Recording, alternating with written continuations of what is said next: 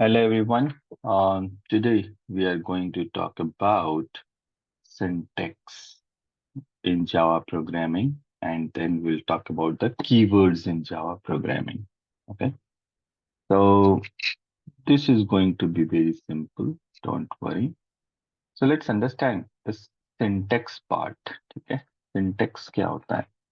Syntax is simple, like a way of writing, way of or the rules. Just not the way. There are always some rules, right? For any programming language. Okay? Programming language.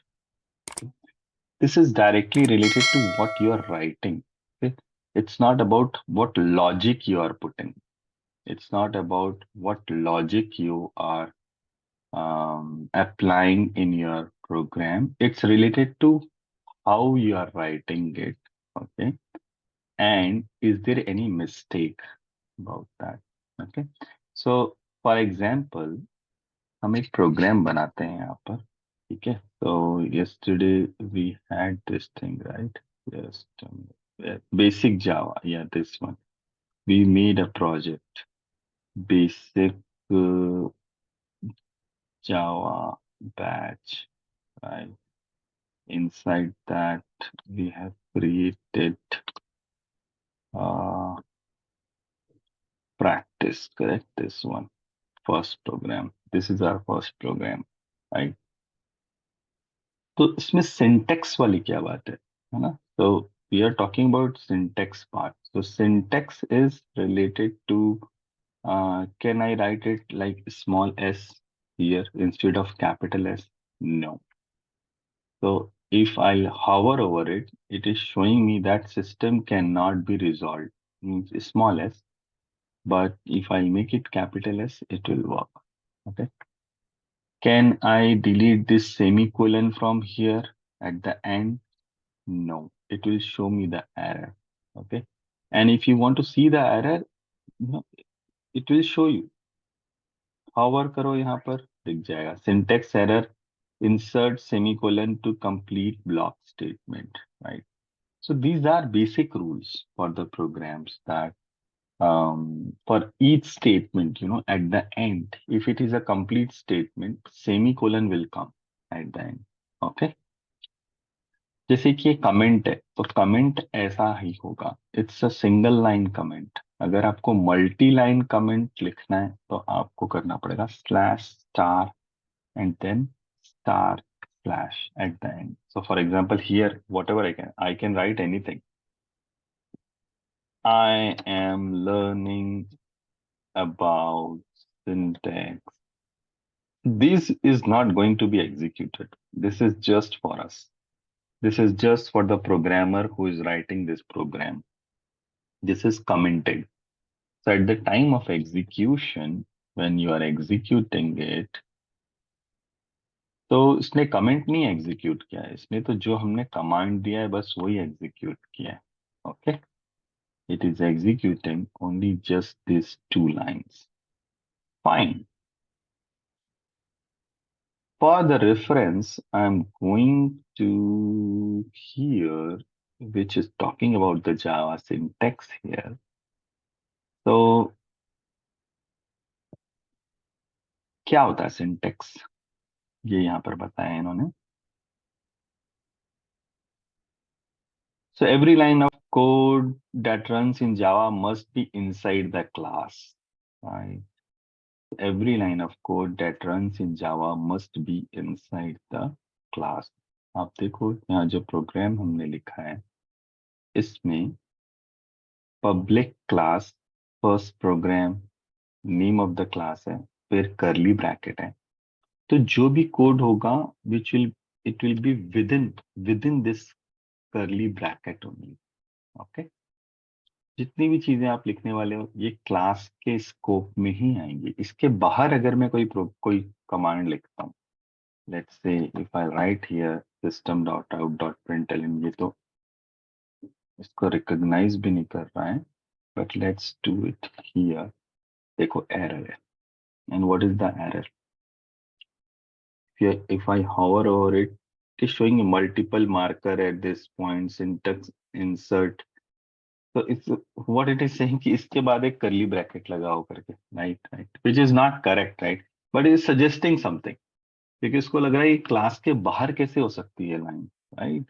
So I'm deleting it. So you cannot write anything, outside the class, right? In other programming language, maybe in JavaScript, maybe in Python, that is allowed. Okay? But in Java programming, it is very strict that you will be putting all your code between this opening and closing curly bracket. Okay. Anything else? Java is case sensitive. My class and my class has different meaning. So what it is saying, you have created this, right? You cannot create again with the same name of the class, right? Or if you will make it like small p in some other class name, so it will be a different one. Okay. So Java is case sensitive. Case sensitive means let's understand. Let's understand what is case sensitive. So जावा में हम integer declare कर सकते हैं, तो मैंने लिखा integer x is equals to 20, capital X is equals to 20, and then I'm writing integer small x is equals to 10. Okay, so both are different thing. ये वाला जो डिक्लेरेशन हुआ है वो कैपिटल एक्स के लिए हुआ है 16th लाइन में, एंड ये जो डिक्लेयर हुआ है वो स्मॉल एक्स के लिए हुआ है. तो ये दोनों वेरिएबल अलग अलग हैं. ओके, ये दोनों वेरिएबल अलग अलग हैं. मैं नेक्स्ट लाइन में ये भी लिख सकता हूँ integer small d is equals to capital X plus small x. और अगर मुझे प्रिंट करना है तो मैं लिखूंगा system dot out dot print L N. Let's say will print what is the value of d now, right? So that will become 30, obviously 10 plus 20. Okay, see here, it is showing me 30. इसका ये मतलब है कि Java case sensitive है. Capital X is different than small X. Okay, so ये सब syntax rules हैं. लेकिन क्या मैं वापस से इंटीजर एक्स लिख सकता हूं यहाँ पर? Integer capital X is equals to 45. that will give me error. It is saying me that duplicate local variable. It's saying me duplicate local variable, okay, because you have already declared it. It's saying कि अगली जो line लिख रहे हो आप वो duplicate है in terms of variable name, right? Value से उसको कोई लेना देना नहीं है. Value you can put anything. Fine. What else?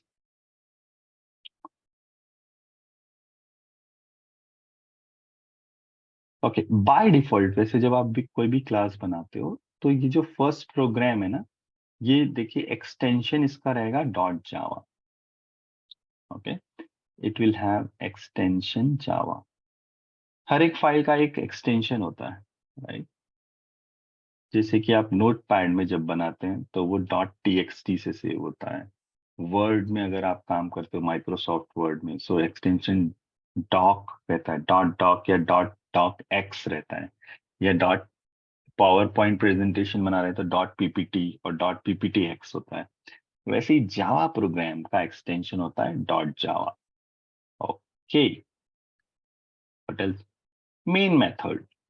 So it will always be like this. Main method का बहुत स्ट्रिक्ट रूल है. Public static void main, inside that string. ये हम समझेंगे कि ऐसा क्यों, what is the reason behind this. Not today. First we will get familiar with syntax, rules, keywords, then we will talk about what is public, what is static, what is void and main. Let's create a new program. Let's create a new program. So same thing, if you have not gone through yesterday's video, we'll share it, but let's understand it as of now. We are creating a new program here inside the same package. If I do right click and say new class, and we'll talk about, let's say, syntax demo. That's it. I'm giving a name. There should be some name for it, all of your program. It's like this. Finish. So if you see here, basic structure is ये बोल रहा है कि आप इस package के अंदर हो, ठीक है? Means this class comes under this package. It's like this package practice. Okay, here it is practice. Then public class syntax demo class name. Now from line number 4th you can write anything. Okay, but जावा का rule ये है कि जो execution है वो start होता है main function से. Okay, so you have to write public static void main, and then here you have to write string, anything you can write. I am writing ty. Okay, any variable name you can give. So Java is designed in such a way that it always search for where is the main function, okay, where is the main block, and it will start executing from here. ठीक है, आप यहाँ कुछ भी लिख सकते हैं लेकिन एग्जीक्यूशन मेन से स्टार्ट होगा. देखो मैं एक एग्जांपल देता हूँ. यहाँ अगर मैं लिख देता हूँ system dot out dot println, वैसे तो ये अलाउ नहीं कर रहा है, but let's do something. Integer r is equals to 56, let's say यहाँ लिख दिया हमने, या कोई और फंक्शन बनाते हैं. आप दूसरे फंक्शंस भी बना सकते हो. ठीक है, so I am writing it here public static void. Function क्या है, कैसे काम करता है, वो सब हम बाद में देखेंगे. अभी मैं आपको स्कोप बता रहा हूँ बस. ठीक है, तो पब्लिक स्टैटिक वॉइड, सपोज मैंने इसका एक नाम दिया चेक, एक फंक्शन है, और इसके अंदर हम कोई कोड लिखते हैं. पहले मैं यहाँ कुछ लिखता हूँ system dot out dot println. Let's say I am writing here I am inside main function. Okay, वैसे ही हम एक काम करते हैं, इसके अंदर एक कोड लिख लेते हैं I am inside check function. ठीक है, now we will execute this. Execute करके देखते हैं क्या होता है. आपने देखा यहाँ से प्रिंट हो रहा है I am inside main function. It is printing me I am inside main function. इसका कुछ हुआ ही नहीं काम. ठीक है, reason, the reason is it executes the main function, right. उसके बाद अगर आपको कुछ भी एग्जीक्यूट कराना है तो उसको कॉल करना पड़ता है. ठीक है, जैसे चेक फंक्शन है तो उसको कॉल करना पड़ेगा. हम ये कॉलिंग वगैरह बाद में देखेंगे. मुझे बस ये बताना था आपको कि एग्जीक्यूशन जो है ना वो सिर्फ मेन के पार्ट का हो रहा है इसमें, बाकी कुछ भी चीज एग्जीक्यूट नहीं हो रही है. Okay, fine. Going back to this theoretical thing, read it. I'll share all this. Let me share right now. In chat window also, I'll share.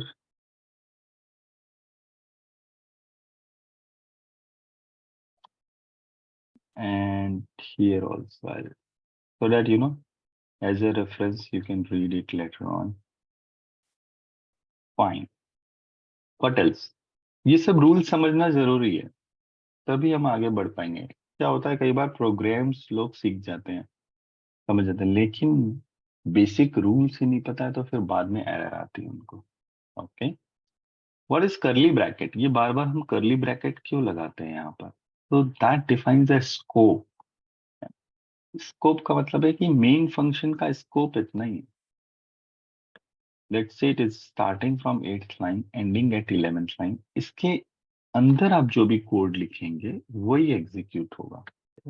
वैसे चेक फंक्शन, अगर चेक फंक्शन को हम कॉल करेंगे तो जो भी आप इनसाइड दिस करली ब्रैकेट लिख रहे हो उतना ही काम करेगा.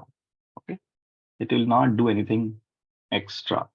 तो फिर फंक्शन, तो देयर आर रूल्स देन. जब भी कोई फंक्शन होगा तो करली ब्रैकेट लगाना जरूरी है.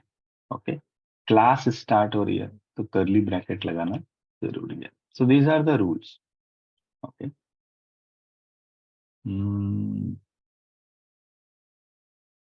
फिर ये भी रूल है कि जब आपने system dot out dot println लिखा है तो यहाँ ब्रैकेट ऐसा नहीं है कि मैं बिना ब्रैकेट के यहाँ पर ऐसा लिख दो, राइट? ठीक है, क्योंकि प्रिंट एलन भी एक फंक्शन है जिसमें हमको कुछ वैल्यूज पास करनी पड़ती हैं, so it requires this circular bracket. Okay, this will be called opening bracket, this will be called closing bracket. Fine.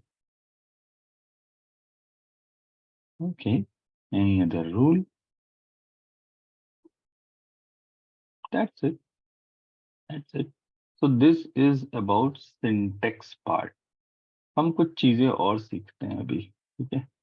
So let's understand कि आप मेन फंक्शन के अंदर, let's say I declare this inside this int r is equals to 56। तो background में क्या होता है पहले तो समझते हैं हम कि जावा प्रोग्रामिंग और एनी प्रोग्रामिंग लैंग्वेज, हम उसमें अरिथमेटिक कैलकुलेशंस कर सकते हैं, मैथमेटिकल कैलकुलेशंस कर सकते हैं, ठीक है? तो अब जब मैंने लिखा integer r is equals to 56, right, इसका क्या मतलब है? जावा जो है वो स्ट्रिक्टली टाइप्ड लैंग्वेज है। वो क्या बोलता है कि आप कभी भी कोई वेरिएबल ले रहे हो, राइट, तो फिर बताओ कि उसका टाइप क्या है। Okay, so I can not से आर इज इक्वल टू 56, ऐसा मैं नहीं लिख सकता जावा में, ठीक है? एक वेरिएबल अगर मुझे लेना है R, right, and I want to assign it like 56, value 56, तो मैं ऐसा नहीं लिख सकता हूँ। मुझे बताना पड़ेगा कि उसका डेटा टाइप क्या है। रीजन क्या है क्यों उसको डेटा टाइप चाहिए? क्योंकि जावा जो है वो प्री कंपाइल्ड लैंग्वेज है। आप जब इसको कंपाइल करते हैं तो ये पहले ही से समझ जाता है कि इस प्रोग्राम को कितना मेमोरी लगेगा। ठीक? जब आप इसको एग्जीक्यूट करेंगे या कंपाइल करेंगे तो वो उतनी memory at least it tries to reserve those memory. Okay, so Java में बहुत सारे डेटा टाइप्स हैं, integer just one, one of the data type. Okay, तो और भी बहुत सारे डेटा टाइप हैं, जैसे कि आप बोल सकते हैं char T is equals to, let's say anything you can put L. Let's understand what is the difference between this. Integer का मतलब है न्यूमेरिकल वैल्यूज। आप जैसे मैथ्स में होता है ना, हम बोलते हैं let w is equals to 30, या let w as some kind of numerical value. वैसे ही हम जावा प्रोग्रामिंग में बोल सकते हैं integer r is equals to some numerical value, और any it's not just r, मतलब यहाँ कुछ भी हो सकता है। Integer p is equals to 56 भी हो सकता है, right? Character t is equals to, char में सिर्फ एक सिंगल कैरेक्टर डाल सकते हो आप, ठीक है? कैर का मतलब एक single character you want to allocate to any variable. फिर से इसको हम डिकोड करते हो कि होता क्या है बैकग्राउंड में when you are declaring integer p is equals to 56, and it's very important. Generally people think that, oh, it's very simple, इसके बारे में सीखने की क्या जरूरत है, लेकिन ये सब छोटी चीजें ही इम्पोर्टेंट होती है। अगर आपको प्रोग्रामिंग में इंटरेस्ट बनाए रखना है तो आपको ये समझना पड़ेगा कि एक्चुअल में ये लाइन का मतलब क्या है, हमें पता रहना चाहिए हो क्या रहा है बैकग्राउंड में, right? So when we are saying integer p is equals to 56, in the background, पहले समझते हैं इसको, पहले डिकोड करते हैं इंट क्या है इसमें। इसमें चार चीजें हमने लिखी है। इंट, फिर हमने लिखा है p, फिर हमने लिखा है इक्वल टू साइन, फिर हमने लिखा है 56, और फिर हमने सेमीकोलन भी लिखा है। सब चीजें समझना पड़ेगा हम। Okay, so what is int? Int is indicating data type. Okay. P क्या है? P है वेरिएबल और आइडेंटिफायर। Okay, identifier. आइडेंटिफायर क्यों बोल रहे हैं हम? क्योंकि we are identifying something, okay, through P, okay, या एक वेरिएबल का नाम है। इक्वल टू साइन क्या है? इक्वल टू साइन सबको पता है, असाइनमेंट ऑपरेटर, ओके। 56 क्या है? 56 वैल्यू है, वैल्यू, या इसको लिटरल भी बोल सकते हैं, या कांस्टेंट। एक कांस्टेंट वैल्यू है 56, 56, right, fine. Equal to sign क्या है? Equal to sign is end of statement और एक्सप्रेशन, फाइन। ये एक मैथमेटिकल एक्सप्रेशन है, correct. Integer p is equals to 56. Now, why I'm writing everything like this? Let's, because it you have to decode it properly. तो कोई भी variable जावा में अगर आप उसको असाइन कर रहे हो कुछ वैल्यू, तो असाइनमेंट के पहले उसका डेटा टाइप डिक्लेरेशन जरूरी है, ये भी एक रूल है। मैं ऐसा रैंडमली कभी भी q इज इक्वल्स टू 99 ऐसा नहीं लिख सकता हूँ, आपको बताना पड़ेगा कि q क्या है, okay. Now this is data type, that's fine. We will see other kind of data type also. What is p then? P is variable और identifier। अब identifier के भी रूल है, आप मतलब कुछ भी रेंडमली नहीं लिख सकते हो। मैं ऐसा नहीं लिख सकता हूँ, चलो यहाँ जाते हैं प्रोग्राम में, ऐसा नहीं हो सकता कि मैं ऐसा लिखूं integer and this is equals, let's say is equals to 99, ठीक है। I can not do this thing, मतलब ये मुझे अगर कोई वेरिएबल का नाम देना है तो उसके भी रूल्स हैं कि क्या दे सकते हो। वो अल्फा न्यूमेरिक होंगे तो बेटर है, अल्फाबेटिक होंगे तो अच्छी बात है, right. So it's fine, but ऐसा नहीं special character is equals to 99 ऐसा नहीं दे सकता हूँ मैं, ओके। मुझे इंटीजर सम मीनिंगफुल नेम दोगे तो बेटर है, जैसे कि integer age is equals to 99, right, it is making sense. Integer age equal to 99, या मैं लिखता हूँ कभी integer roll number, roll number is equals to 78, so it's making sense, right? And वो प्रोग्राम में आप जब यूज करोगे तो आपको पता रहेगा कि मैंने क्या किस लिए डिक्लेयर किया था variable, because I wanted to save age or I want to save roll number. So always give some meaningful name to your variables, okay? जैसे कि p भी हमने लिख दिया, इसकी कोई मीनिंग नहीं है, अभी तो सिर्फ डेमो पर्पस के लिए हमने पी लिख लिया है, राइट, कि हम कोई भी एक वेरिएबल ले सकते हैं, तो इट्स बेटर। आप एज 3 ऐसा लिख सकते हो, roll number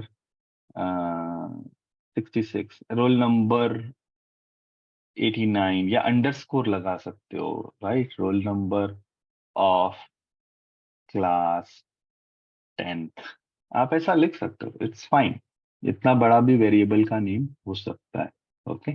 underscore is allowed, so there are rules about variable, ठीक है। अंडरस्कोर से स्टार्ट भी हो सकता है, दैट इज ऑल्सो फाइन, लेकिन आप स्पेशल कैरेक्टर से मत स्टार्ट कीजिए इसको, ठीक है। So for example dollar dollar star, ऐसा ऐसा मत दीजिए। ये ऐसा लग रहा है कि ये तो पॉसिबल होना चाहिए ना, लेकिन ऐसा नहीं है, बिकॉज ये जो स्पेशल कैरेक्टर्स होते हैं ना, उनकी खुद की भी एक मीनिंग होती है कुछ, right, that's why it is not allowed, fine. So I was going back to here, equal to sign is assignment operator. तो assignment operator important, assignment operator का काम होता है राइट हैंड साइड की वैल्यू को लेफ्ट हैंड साइड में assign करना, very simple word, simple statement. Assignment operator का काम है इक्वल टू साइन का right hand side whatever you're writing, it will be assigned to left hand side. अब मैंने ये बोल दिया, आपको लग रहा होगा कि ये तो बहुत सिंपल सी बात है, हम तो बचपन से ये सब चीजें सुन ही रहे हैं, राइट, तो फिर ये इसमें बोलने वाली क्या बात है, बट इट इज इम्पॉर्टेंट, क्योंकि मैथमेटिकल एक्सप्रेशन बड़े एक्सप्रेशन भी हो सकते हैं और कुछ भी हो सकता है जावा प्रोग्राम में, राइट, दूसरी चीजें भी हो सकती हैं। तो फॉर एग्जांपल ये ऐसा भी हो सकता है ना, p is equal, p is equals to 9 multiplied by, let's say, age 3 जो हमने वेरिएबल डिक्लेयर किया है, plus 44 minus in the bracket, let's say 10 divided by 2. ये एक बड़ा एक्सप्रेशन हो सकता है, right? So this time this equal to is very important. The thing is right hand side will be resolve first, ये पहले एग्जीक्यूट होगा, इसका जो आउटपुट होगा वो पी को असाइन होगा, that is why it is called assignment operator. Okay, या इधर कुछ भी हो जाए ये पहले एग्जीक्यूट होगा। तो इक्वल टू ऑपरेटर समझना इसलिए इंपॉर्टेंट है क्योंकि आपको ये समझना है कि एग्जीक्यूशन का ऑर्डर क्या हो। ठीक है, तो पहले ये वाला पार्ट एग्जीक्यूट होगा या रिजॉल्व होगा, इसका जो भी आउटपुट होगा वो P में असाइन होगा। That is why it is called assignment operator. 56 is simply a particular value you can put, लेकिन अब रूल्स भी समझना है। जब आपने इंटीजर डिक्लेयर किया है P को, तो क्या मैं integer P is equals to 56.99 ऐसा लिख सकता हूँ? नहीं, error. It's showing me error that type mismatch cannot convert from double to int. So it is saying कि आपने जो, because see, right hand side will be resolved first and then it will be assigned to left hand side, correct? तो पहले ये resolve करता है कि 56.99 क्या है। 56.99 इंटीजर नहीं। इन programming language integer values without decimal होता है, राइट? डेसिमल पॉइंट्स नहीं होंगे।